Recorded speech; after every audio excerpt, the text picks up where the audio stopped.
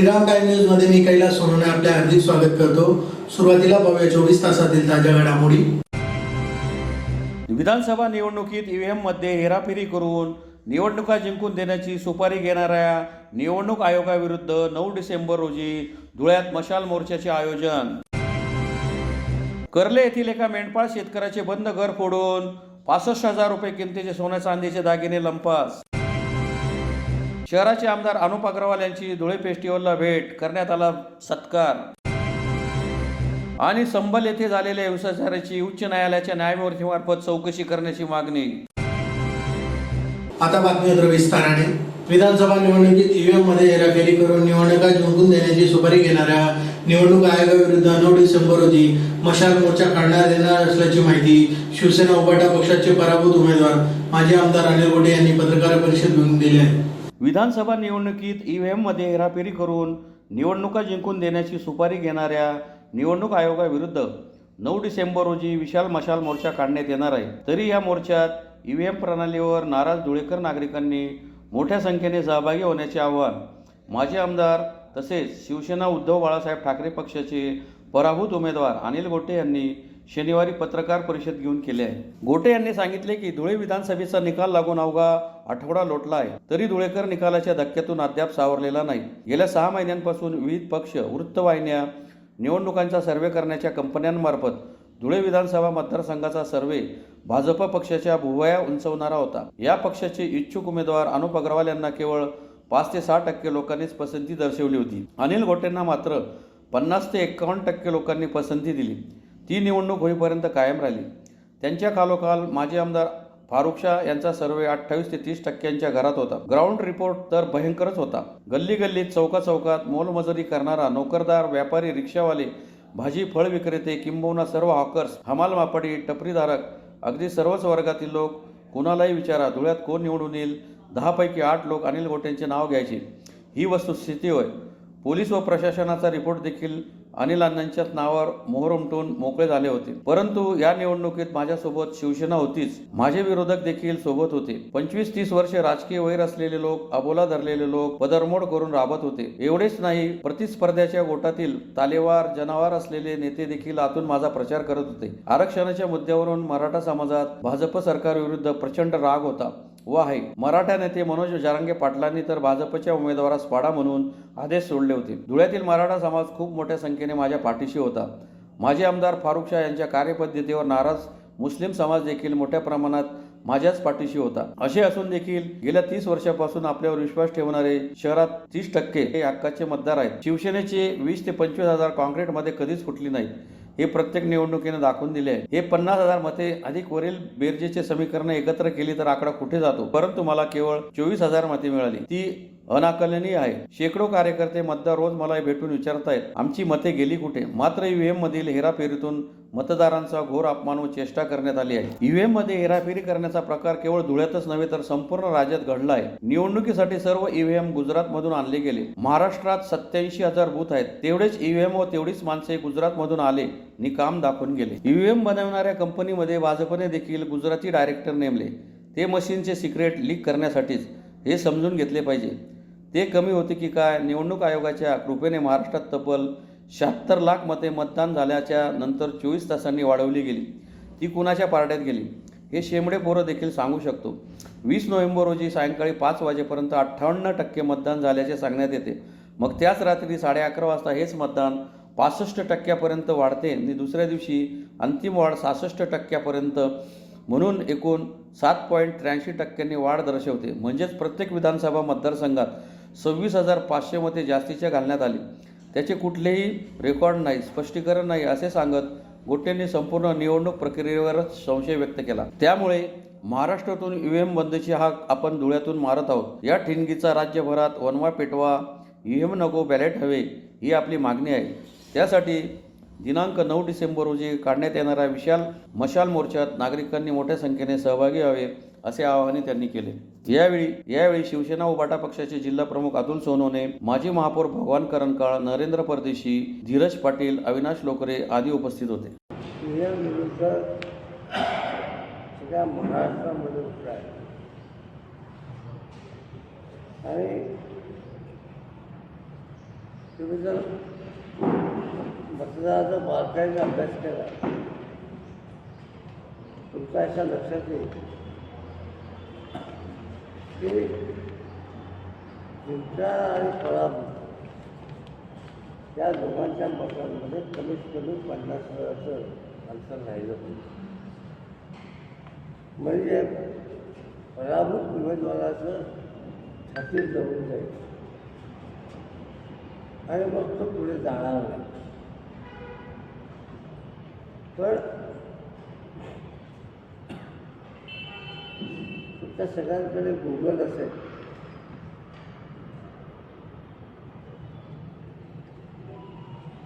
From हॅनाना हा इस्रायलचा scientist hacker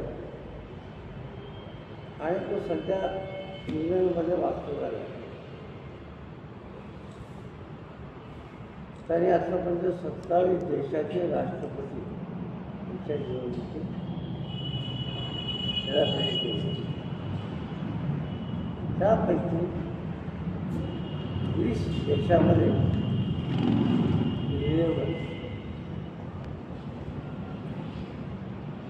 आणि तो चॅलेंज ज्या मतदारसंघामध्ये राहिली असेल त्या मतदारसंघात हॅट्रिक करू शकतो.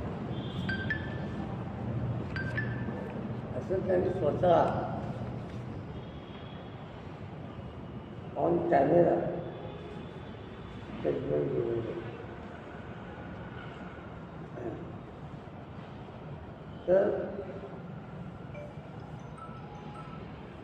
सामान्य माणसांच्या मनामध्ये ही शंका आहे. तर सामान्य माणूस तर की आम्ही तुम्हाला मतदान केलं असं तरी करू. त्यासाठी आम्ही तुमच्या पक्षाने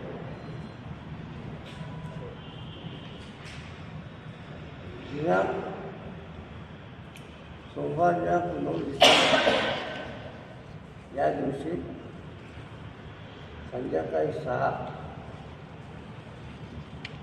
ते शिवाजी महाराजांच्या पुतळ्याजवळ जाणार आम्ही मशाल मोर्चा काढणार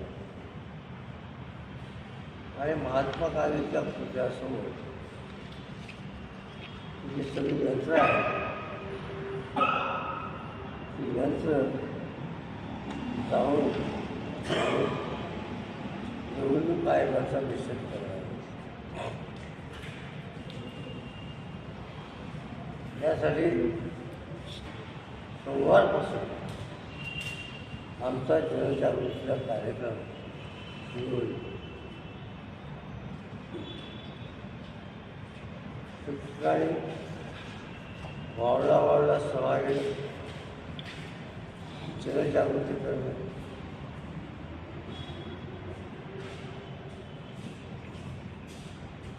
आणि लोकांना हे जन आंदोलन उभं करणं हा आमचा उद्देश आहे. त्याच्यामध्ये ज्या आमच्या अधिकाऱ्यांबरोबर चर्चा झाल्या,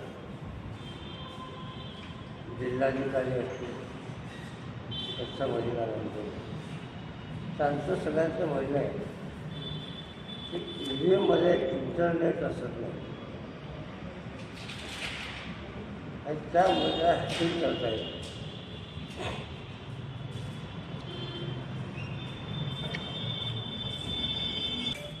साधा सवाल आहे, ते विल्यम ही चंद्रावर आणलेली आहे आणि इथून तिथेही संपर्क साधला जातो, बोललं त्याने जातं. चंद्रावर पुढे इंटरनेट आहे.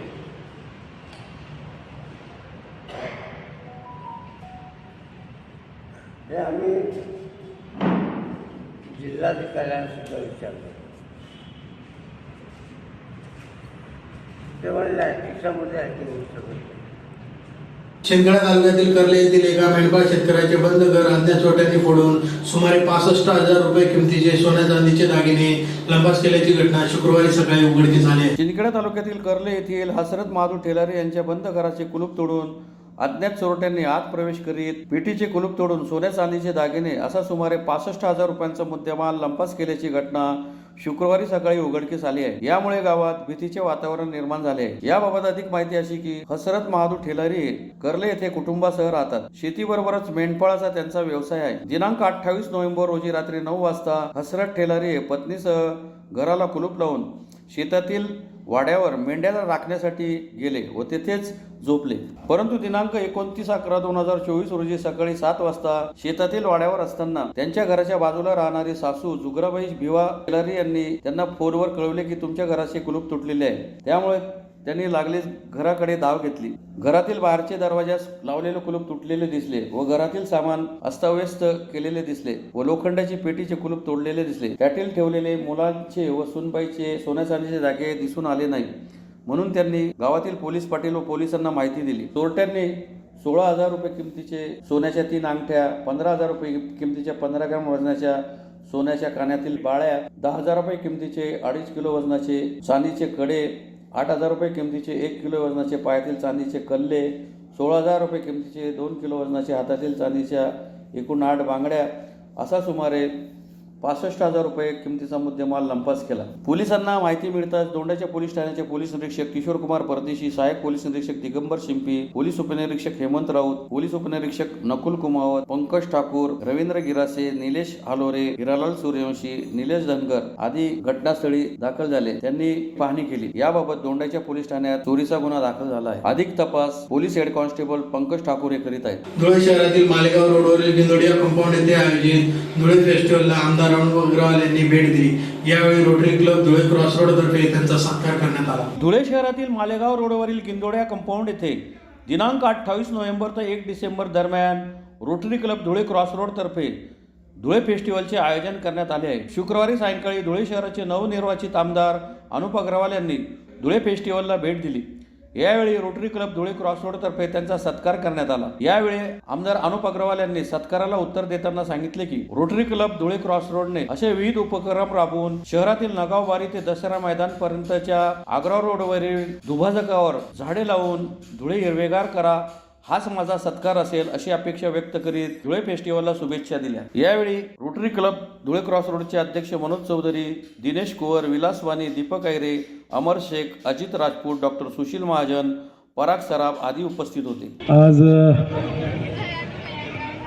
धुळे फेस्टिवलच्या निमित्ताने रोटरी क्लबच्या वतीने या ठिकाणी सत्कार केल्याबद्दल मी सर्व मेंबरांचा मनापासून आभार व्यक्त करतो.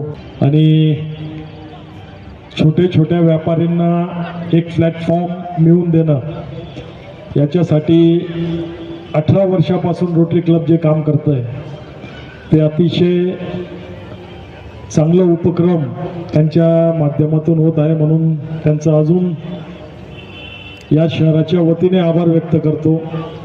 आणि जसं त्यांनी आत्ता सांगितलं का फंड रेझिंग झाल्यानंतर आम्ही कुठंतरी विकासासाठी ते फंड रेझिंग वापरत असतो.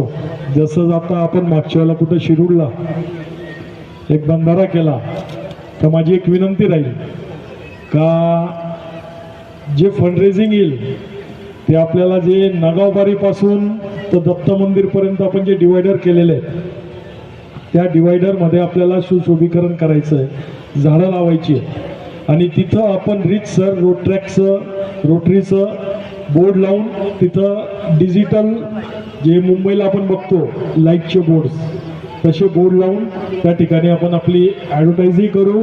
आणि जर तुम्ही मदत केली तर एक चांगलं उपक्रम या शहराच्या सुशोभीकरणासाठी त्या ठिकाणी होईल. तर आजच PWDशी बोलत असताना त्यांनी फंडच्या अभावी ती मागणी केली होती. तर या माध्यमातून जर आपल्याकडे चांगला फंडरेज झाला तर आपण त्या ठिकाणी सुशोभीकरण करून रोटरी क्लबचे पूर्ण डिवायडरवर बोर्ड लावू.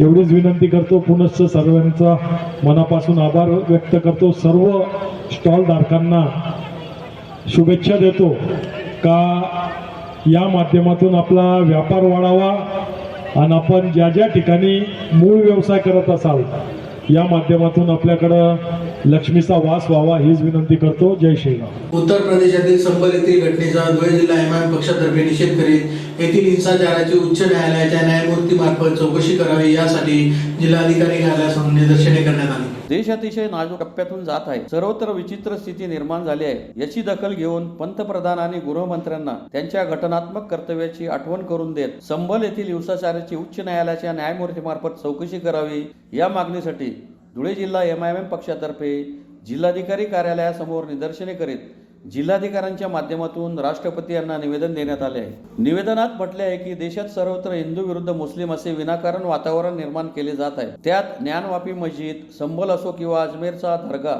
संबलमधील चांदोशीची जामा मशीद सुमारे 200 ते 250 वर्षापूर्वीची आहे. उच्च न्यायालयाच्या आदेशानंतर 19 नोव्हेंबरला पहिले सर्वेक्षण झाले. त्यानंतर 23 नोव्हेंबरला दुसऱ्यांदा सर्वेक्षण केल्याने वातावरण तापले. मशिदीबाहेर चुकीच्या घोषणा देण्यात आल्याने तेथे तणाव निर्माण झाला.